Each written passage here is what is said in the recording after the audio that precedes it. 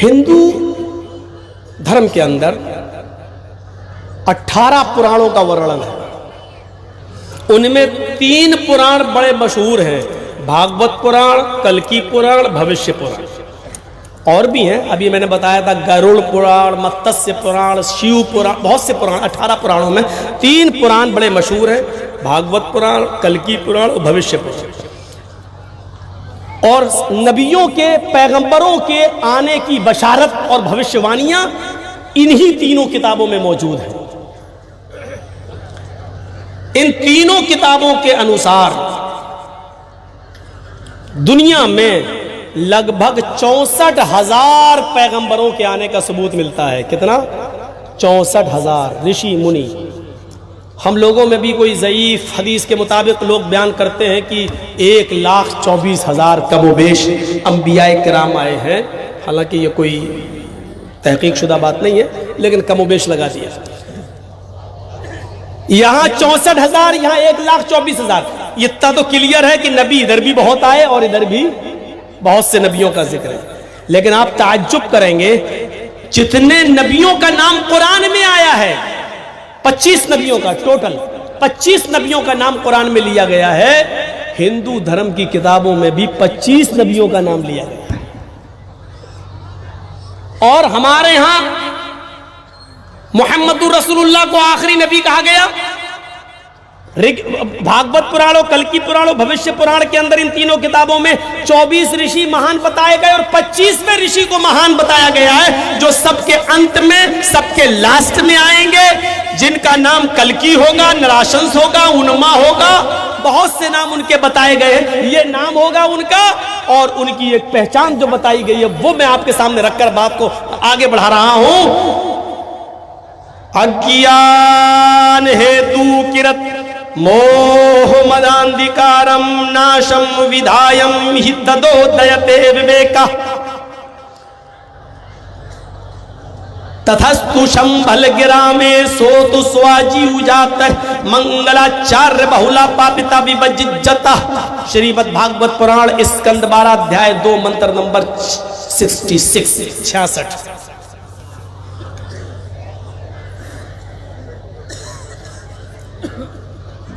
अज्ञान हेतु किरत,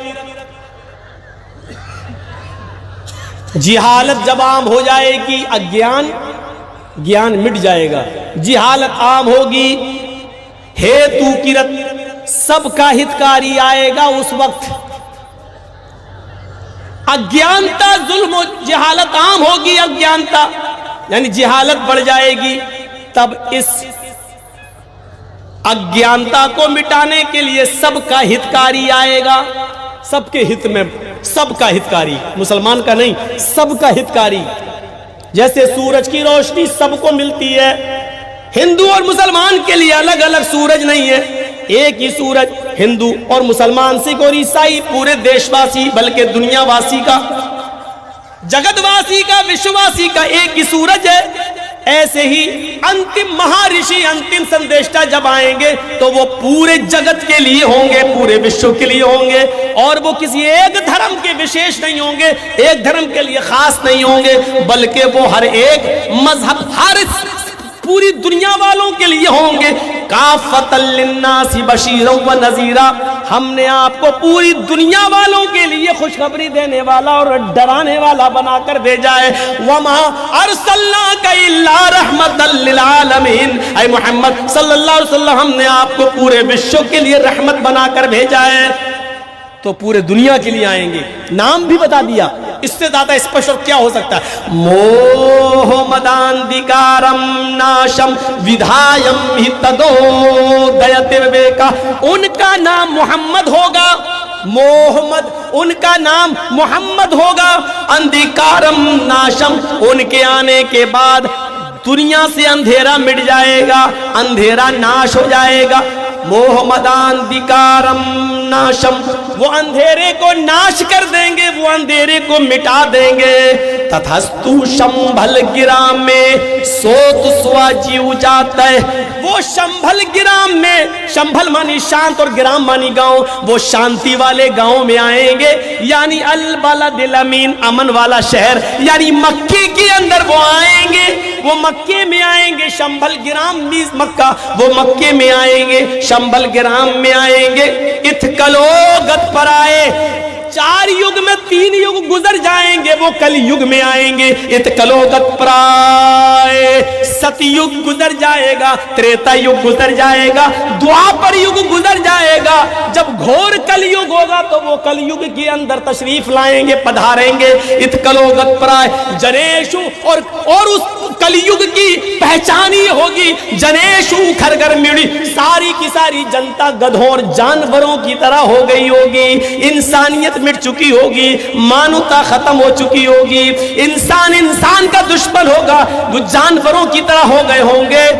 भगवान इत्कलोगत प्राय जनेशु खरगर मिड़ी, धर्म त्राणाय, तब असली धर्म को जीवित करने के लिए, सनातन धर्म को जिंदा रखने के लिए, आदम से लेकर आखिरी नबी तक जो इस्लाम, जो सनातन और शाश्वत धर्म चला रहा, उसको बाकी रखने के लिए, सत्वैन उसकी सच्चाई को कायम करने के लिए भगवान अवतरिष्यति, भगवान अवतार उतारेगा, ईश्वर की तरफ से अवतार आएगा, अल्लाह अंतिम ऋषि को भेजेगा। नाम बता दिया क्या होगा, मोहम्मद। उनके आने के बाद अंधेरा नाश हो जाएगा, अंधेरा मिट जाएगा। कब कहां आएंगे, शंभल गिरा मेरी बता दिया, मक्के में आएंगे। और यह भी बता दिया कि वो कब आएंगे, 3 युग गुजर जाने के बाद, सतयुग, त्रेता युग, कलयुग और द्वापर युग गुजर जाने के बाद कलयुग में आएंगे। ये कलयुग ही है हिंदू धर्म के मुताबिक, और मक्के में आएंगे। और क्या कहा, दा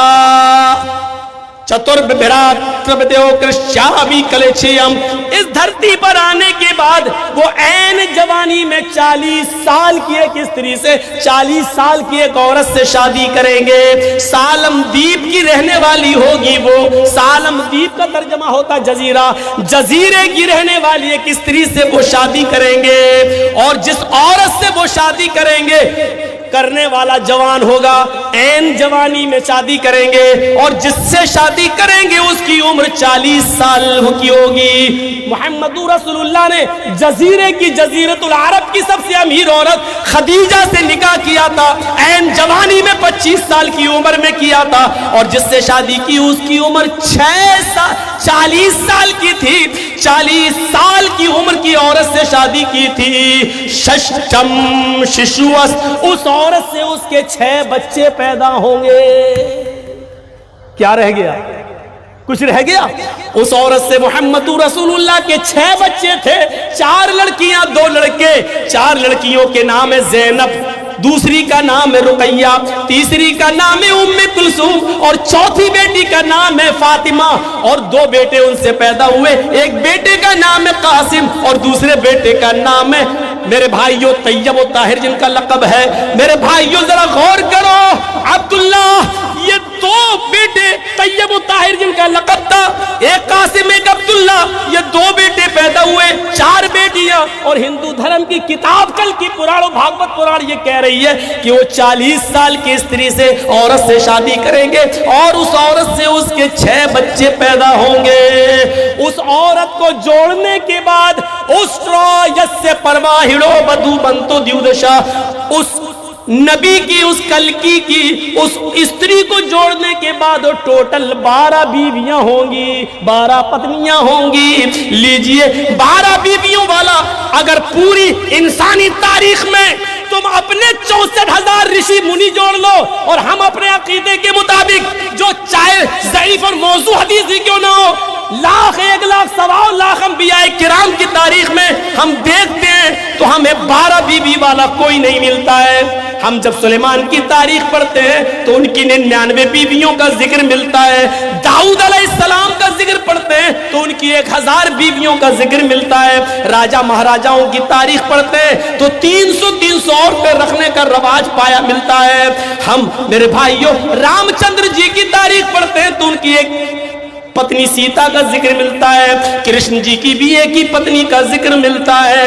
हमने تاریخیں دیکھیے پڑھیے, عیسیٰ علیہ السلام کی ہسٹری اٹھاتا ہوں تو ان کی شادی نہیں ملتی ہے, وہ بغیر شادی کیے ہوئے صلیب پر لٹکا دیے گئے تمہارے عقیدے کے مطابق, اور ہمارے عقیدے کے مطابق زندہ آسمان پر اٹھا لیے گئے ہیں. وہ قرب قیامت پھر آئیں گے, کانے دجال کا خاتمہ کریں گے.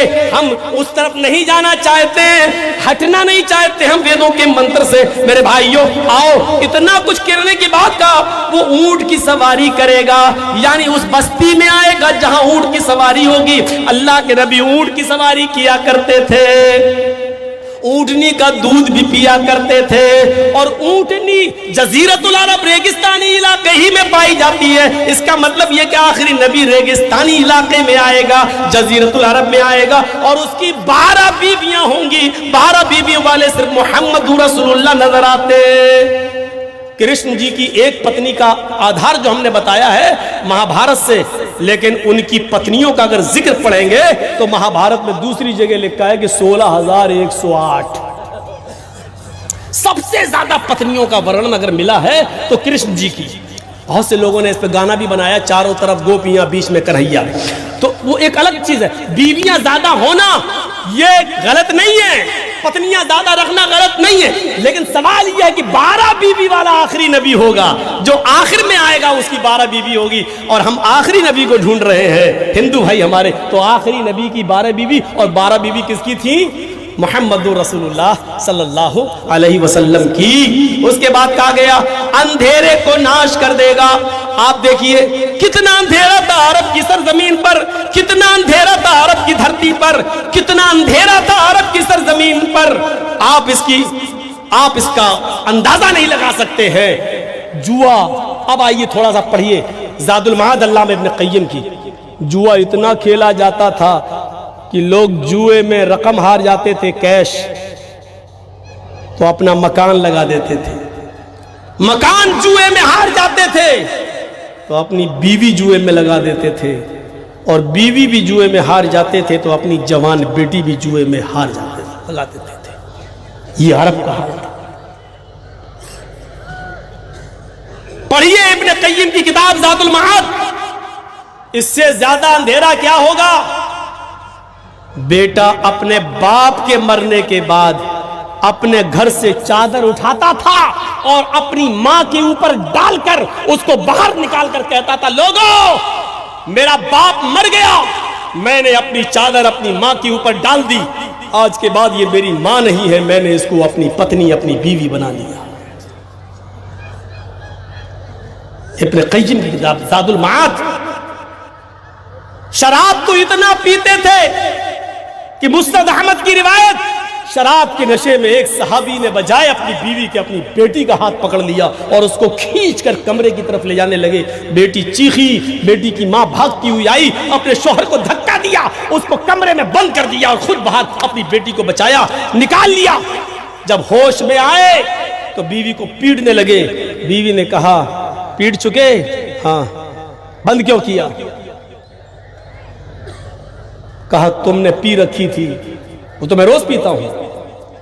یہ اس وقت کی بات ہے جب شراب حرام نہیں ہوئی تھی.